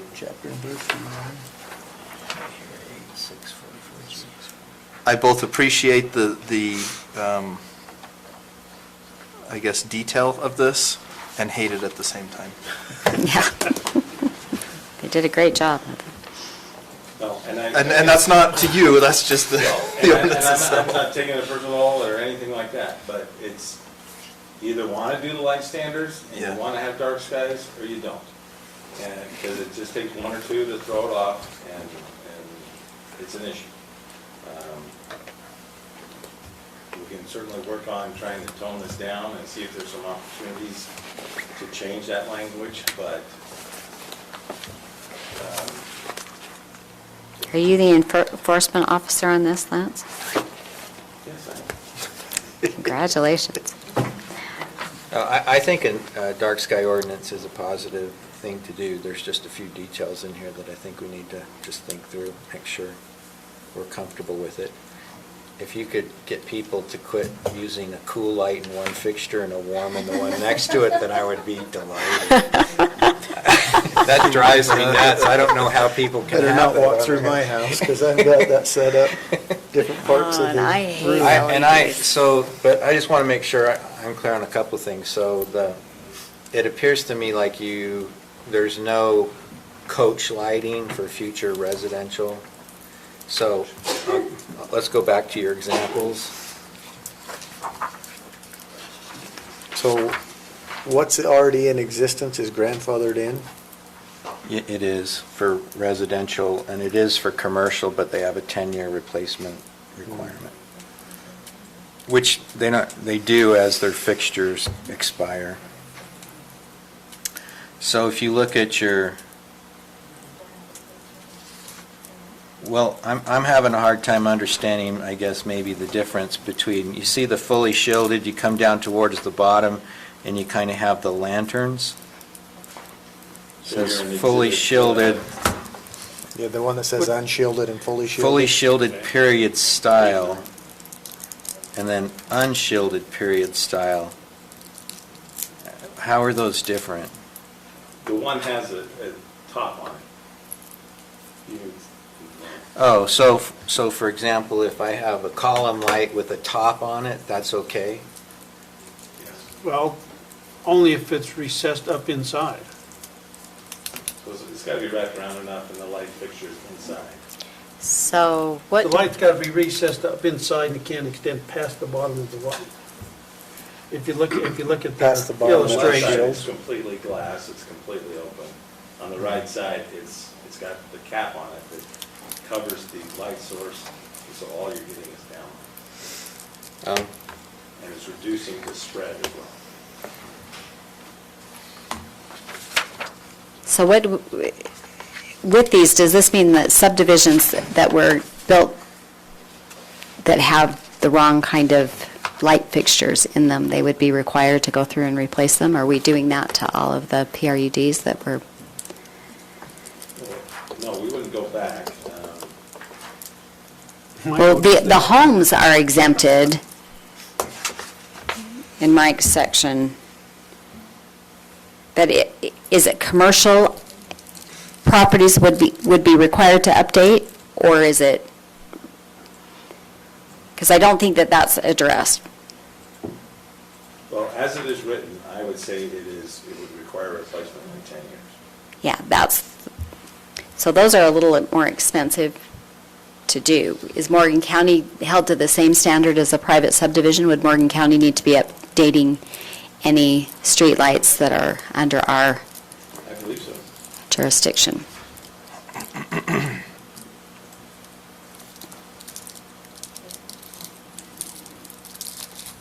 State and federal facilities are exempted, but encouraged to comply in that sort. Yeah, my subdivision would have to replace all of Well, who owns them? So exempt in the county too? their, no. The subdivision owns them all. Does not exempt the county, it's So- federal and state facilities. Well, that's what I'm saying, that's back to Member Cannon's question. So all the lights the county's got, according to Mike, we've got to start replacing. Have to replace them in 10 years. Within 10 years. I would really like a lot more public comment on this. I'd like to know what our residents really think, you know? I mean, we hear people say they want a dark sky ordinance. I don't know if they really want it to this degree or not, and I would really love to know that. And I agree, nobody's signed up, so I don't. Well, I mean, after listening to multiple comments, I'd like to go back through it again and look at it, because on mine, I would like a definition on, you know, what is occasional. I mean, it talks about, The definition is just 2 per month, less than 2 events. you know, your parties and stuff like that. I'd like to have, personally, I'd like to have occasional stuff eliminated from that. But that's just my opinion. But then, listening to both your comments as far as the replacement, start replacing them within 10 years, and county being in compliance. And if you're going to have subdivisions We need be to- required to do it, I think the county would have to live to the same standard.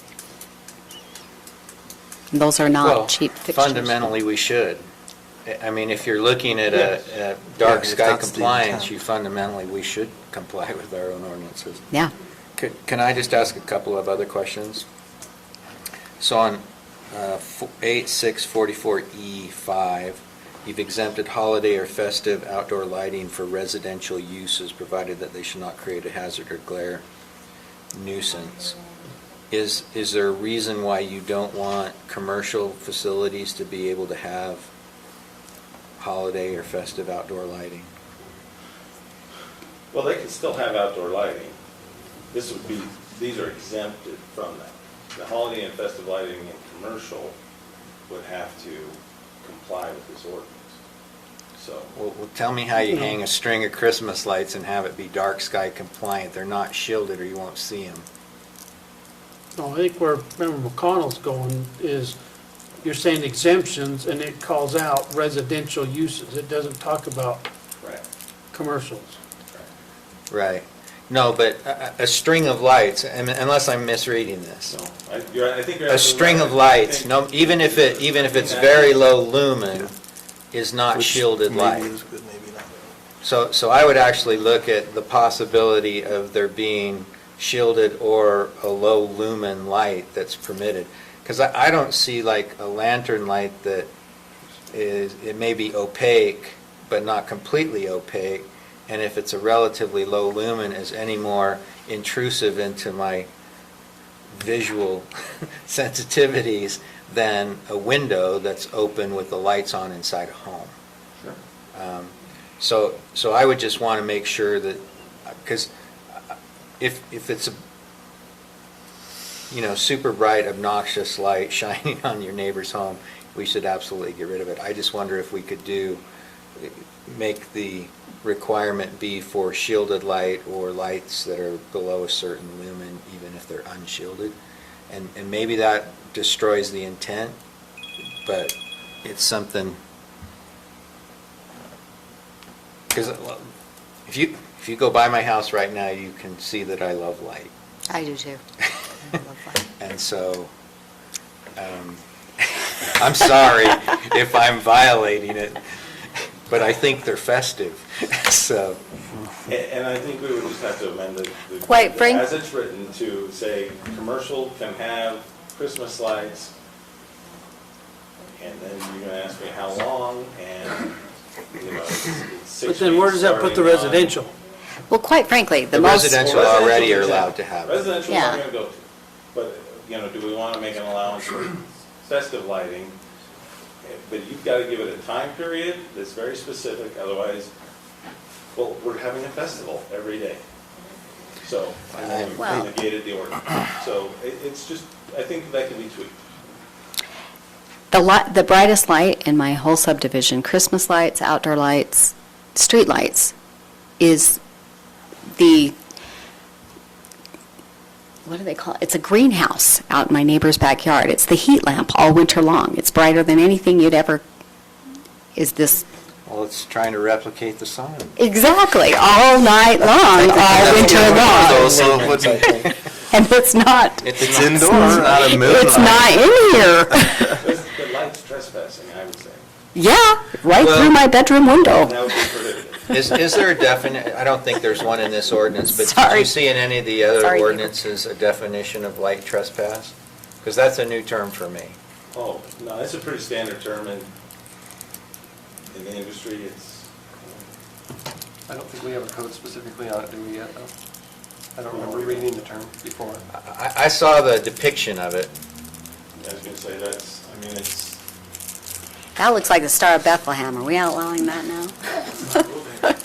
Sorry. Sorry, That's not separation. all the lights, there's so much light in the room.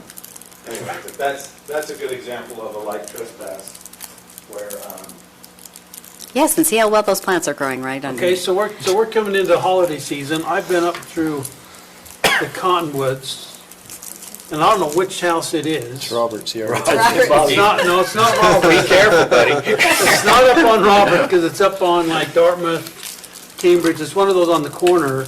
Oh, And I'm yeah. telling you what, they have got Christmas lights all over. Okay? Yeah, he does his So- whole house up over So the if you roof. get going, I mean, you're saying the residential is example, if you get reading down here on the 5, and then it says they shall not create a hazard or glare, and it gets talking about how many looms it can have, how many can be, let's see, what's it say? The ratio of 1 1/2 loom per square foot. But it's exempted because it's holiday lighting, yeah, is it according to holiday this. Not It the way is. this reads, if it's more than 105 looms. It's still holiday lighting though, right? Regardless of how bright it doesn't say is. except- It Well, doesn't say that's- except holiday lighting, Well, it says it can. five- 5 is its own exempting that. exemption. Yeah, Six holiday is lighting. then saying low output light source that, and then it goes on to say what you're talking about. Although it does Five say that exempts holiday lighting holiday should not season. create a hazard, glare, or nuisance. So you can't light it up like the Griswolds. Okay, well, I'm concerned about the effect this could have on existing business, and I think about the cement plant, and if any of you go up there at night, that place is lit up like a Christmas tree every night, every day of the year. Has to I can be, see it from because my that house shall very, require very it. well, and there's got to be 150, 200 lights all over that thing. They're not shielded, they're not in any way a night sky thing. Well, I so can't it's a imagine what it would safety cost to issue. upgrade that to this. And even if they did, would it be safe? I don't know, what do they need to be able to see? They need to be able to see that kiln moving around. Can they do that with this kind of lighting? I don't know.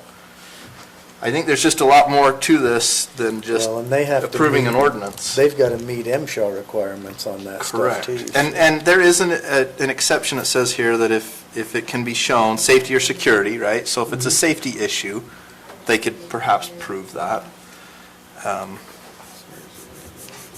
So I like the idea, I need more time to digest, and I need more time to talk to constituents about it specifically in my, Chair, I make because a I won't motion know to what- postpone this to the next the December 3rd meeting.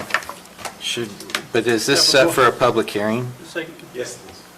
So For if it's- tonight it is? Yes. yeah. I rescind my motion and I make a motion to go into public hearing. Okay. Member Kimmer, have a second. I'll Second. Member Newton. All those in favor? Aye. Any opposed? We're now in public hearing, there's no one on the list, but Guess you got told. I don't have your packets, Tina Kelly, Mountain Green, but I did speak in the planning commission public hearing portion, and I don't know if you have those minutes. We do. I do. So I'm not sure if you're aware. I was not speaking just for myself, I use myself as an example, But I do have a concern about how this will affect safety and security when you're running motion sensor lights around your house and around your property. Because I don't want to create an unintended circumstance. I don't want the county to create an unintended circumstance where we make the people who live here and raise their kids here and pay taxes here, all of a sudden they're in violation of something they didn't even know existed because they have security lights. And the planning commission talked about this. I know that residential is exempted, or existing residential is exempted for the motion sensor lights, the safety lights. I don't have to go buy new lights or comply, probably until I do another remodel. And then when I make an application, they'll find that I'm in violation, and I'll have, in order to get my certificate of occupancy, I'll have to change my lighting. Well, they had the discussion about lumens and wattage, and security lights go to Home Depot are 500,000 candle power. They're motion sensor lights. They come on if there's a motion sensed in your yard. They're on temporarily for a minute or two, and then they go out. I don't know if that violates the dark sky or not. I'm reasonable about that, but I just think there are some times when we need to be more sensible about that. I don't know what you can do. I don't know if anybody even knows that this is something you're contemplating, but something you should think about is the unintended consequences. Thank you. Thanks. Anyone else? I didn't sign up. Yeah, I see your name's not on there either. I do want you to know that. Could you state your name for the record, Wilbur please? Gardner. Thank you. At the Cottonwoods, we did follow the night sky ordinance. And we have fixtures that are the cutoff fixtures. And we do use those to be consistent with the night sky ordinance that we understood it, as well as at Rollins Ranch. We even invited the school district of the new elementary to use the same cutoff fixtures, and they did. So if you go through the Cottonwoods, you will see these cutoff fixtures. And the difference is the frequency that you put them is then the light lumens that you would have in your streets and so forth. We believe that it makes sense for this atmosphere or this world that we live in up here, the rural. Now the question would be, the village at Trappers Loop meet that same criteria? And the answer is yes. And you could do it on the retail basis. You just increase the frequency.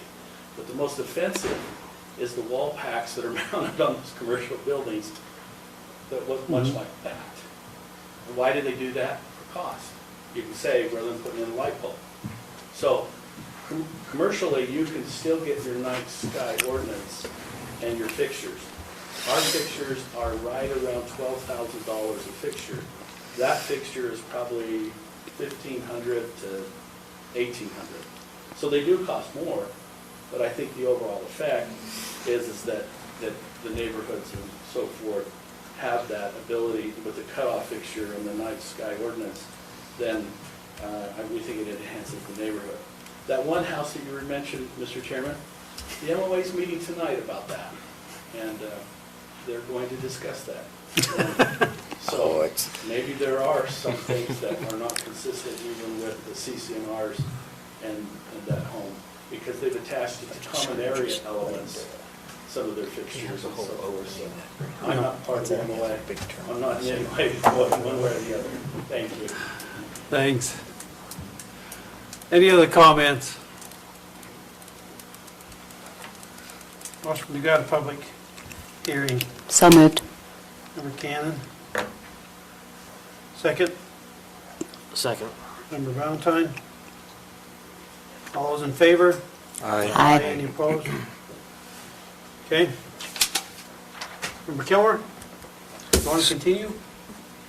Can I just ask a couple more questions, and then I think we could continue for Lance. So one of my questions may be answered, just this low output light source, an artificial light source having an output equal to or less than 105 lumens. That may be answer the question that I was asking about, but is there a way to measure that people could get a feel for it? So you have Yes, I can measure lumens. Is there just a meter or something that you get? Yes, a light meter that can measure lumens. Okay. And then I'll have to figure out this ratio, but I won't try to do the math in front of anybody. He's a philosophy major. Don't That's hold him right. accountable. Don't trust me on my math. Okay. You want me to help you with it? Yeah. That's my last question, so we can, So the new lights that went in at the pickleball courts and the tennis courts, are they compliant with this? I believe they are. They were all down-facing lights, and they're shielded on the level of sides. light, I don't- And they're LED, and so they, it glows a little bit, but it's not bad. pretty controlled, yeah. It's a difficult discussion. It's a hard call to make, because I think a lot of us talk about it, and the reason we're discussing it tonight is because it came up as a big issue. Lighting, hey, I want to keep, that rural open feel. I want dark skies.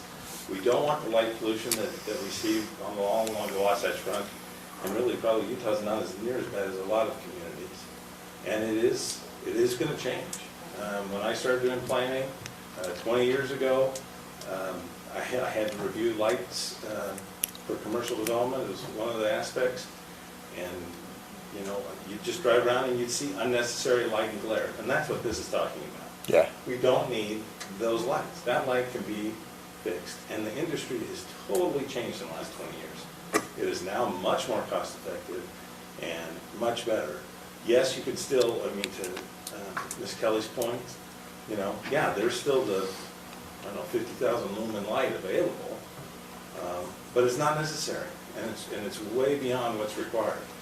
You can still have that good security lighting at 900, and as this becomes a higher priority for societies in general, then the market will shift, and it's a million times better today than it was 20 years ago, and I suspect it'll continue to go that direction because this is important to a lot of people. But I think we got to be realistic and certainly make some tweaks.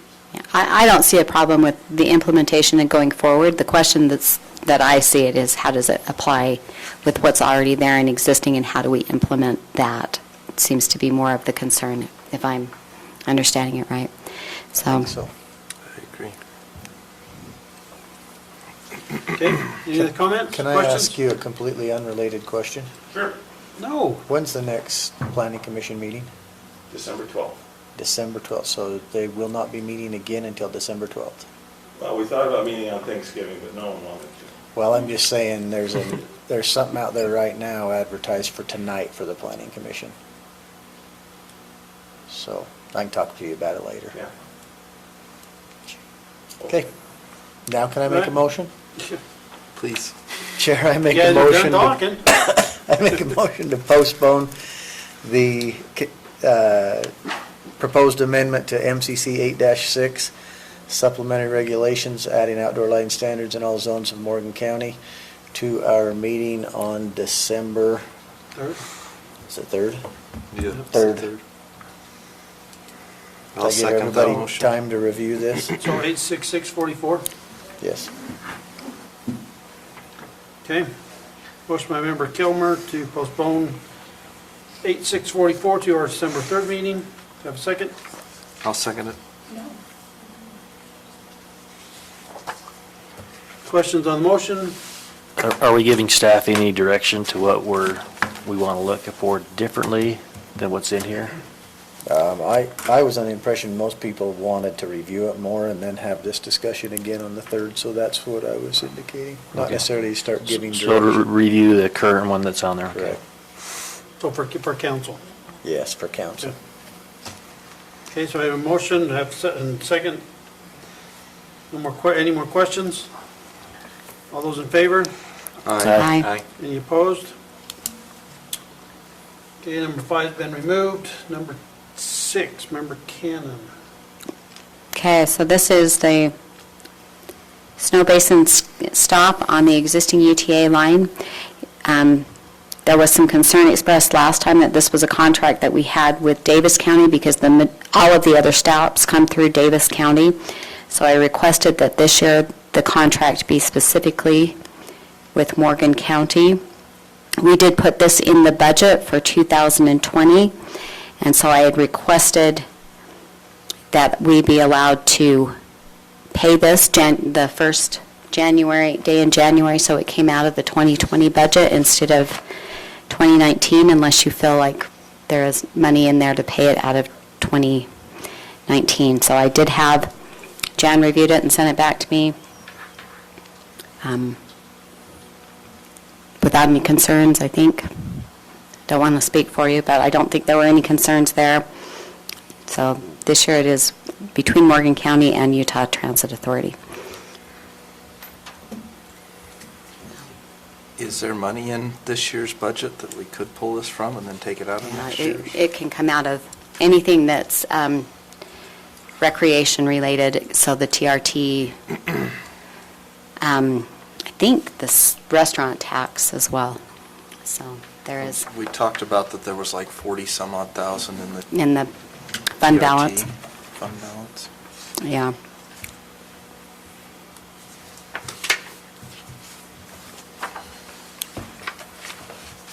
They weren't super thrilled with waiting till January, but they were willing. Well, you already know what I'm going to say. I'm still against it, and if we're going to raise taxes, it's one of the things on my list to cut, so. So question, clarification, Member Cannon, so the contract is now between Morgan and UTA? Mhm. So we don't pay Davis County, who turns around and pays UTA. We pay UTA directly. And then where are the bus stops at? They are at the base of Trappers Loop. Somebody, might have been a corn dog truck, ran over one sign. So it's laying down, and the other one is right next to Old Farm Market. So there's one on each side that UDOT put them in when they put in the new paving on Trappers. They're both at the bottom of Trappers? Yep. One on one side, one on the other? Yeah, so they're stopping at the gas station. Now, there was some discussion about Snow Basin running a bus from Park City. Is that still on the table? Yeah, with their Epic Pass, so they have not, so last I talked to him about it, there was not a set line as of yet, but there will be a line, but as the Epic Pass grows, there will be a line coming through this way that I can follow up with him. It will not be a UTA contract, it is a Snow Basin bus, so they will be Do we know running what it. the odds are of them making a stop in Morgan? They didn't seem to have a problem with it at all, especially if, I think we There's might. space on the bus, I would Yeah, I would think that it would be more of a, maybe a call ahead or until they get a better count for it. We've got a little bit, well, I shouldn't say this on a public record, I guess. We should talk about that. But, yeah, the option is still there to do it, but where it's not through UTA, it's a Snow Basin private bus. So how we would schedule it and advertise it would be completely different. This is on the advertisement for UTA and that bus route.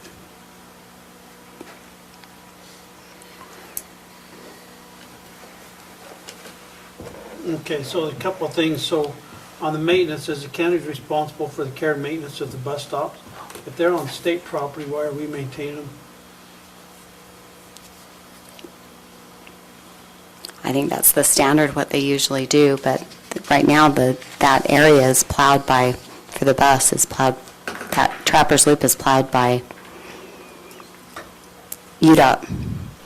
So, I know, that's why I'm saying, why, because UDOT takes care of Trappers. well, and I would imagine that whoever, really, it's, the only person who would know that somebody hit the sign over is in Morgan County. I don't know, especially this time of year. So,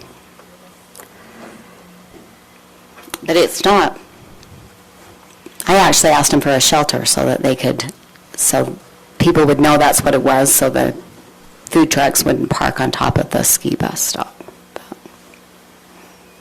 Is it just a sign that got? Yeah, it's just a sign that's knocked over. And it's a sign and it's asphalt, there's nothing to, So you could, I guess, view paragraph 3 as saying we're ultimately responsible for care and maintenance of the Mountain Green bus stop, but if it's, that maintenance is being undertaken by the state, we only step in if the state fails to clear it. I don't know how much cost that is to have Brett put the sign back up, but somebody needs to, I think it's just bent over. So, Darrell, I guess my question is that something the state normally does? I mean, if they have a stop, are they going to take care of that? Or do they allow counties to come in and do maintenance on their? The plowing, you mean? Yeah, I mean, that, What you're looking at? So you know where it's at, Roland. It's on the not corner. off It's the on- road. It's literally, the bus doesn't pull off. But the bus doesn't pull off at all. So as you're plowing right there, it's just a matter of, The bus stops right on the road. yeah, they just stop. and I understand that, but that's what I'm saying is, The UDOT's gonna County- plow that counties- regardless if there's that Yeah, asphalt, they're- regardless if it's a bus stop there or not, they're gonna plow that. Yeah. They may have used language from the first contract when it was at Kent Smith Park.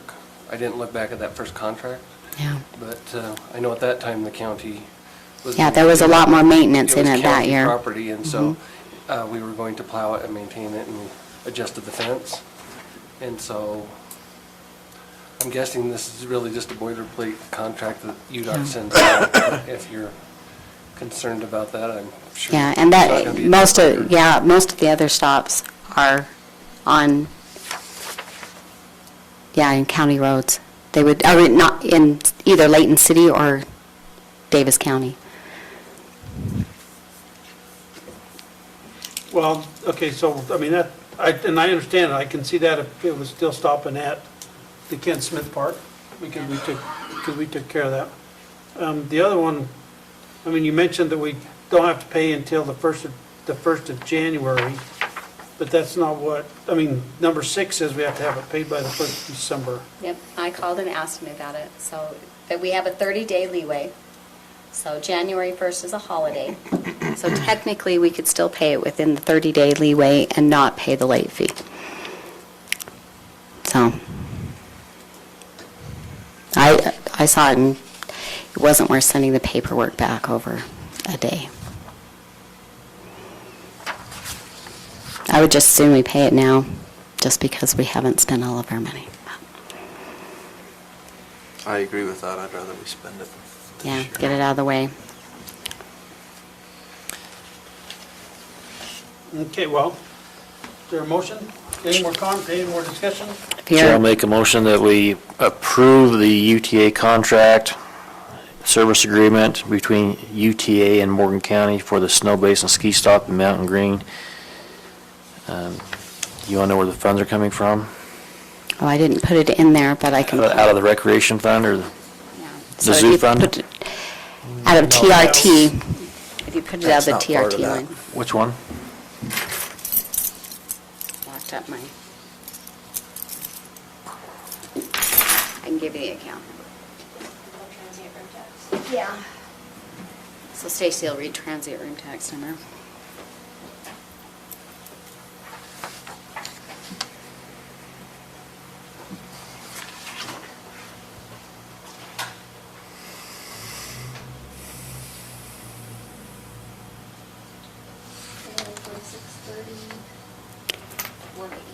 $10,4630,180.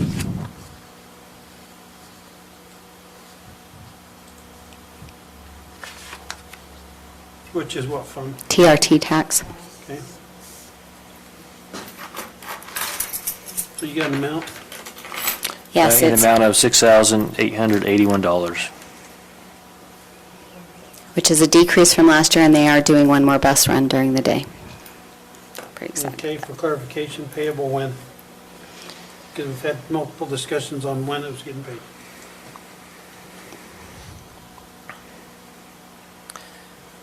This year. I think we should pay it out of this year's as well. So after December 1st, before December 31st. Out of 2019 budget. I'll second that motion. Okay, so a motion by Member Valentine to approve the UTA bus stop coming out of the TRT tax, amount of $6,881, payable out of the 2019 budget. Second by Member Cannon. Any more questions on the motion? All those in favor?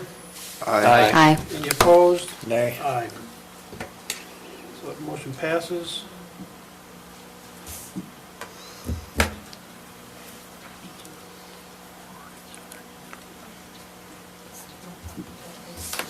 Member Newton requested you still want the closed session? Yes, if we can Okay. have a brief closed session to discuss personnel. Okay. Motion to go into closed session. So moved. Member Newton, for a second. Second. Member Valentine. All those in favor? Aye. Any opposed? Okay. We need to go to closed session. If we could ask you to go out into the hall, no offense intended.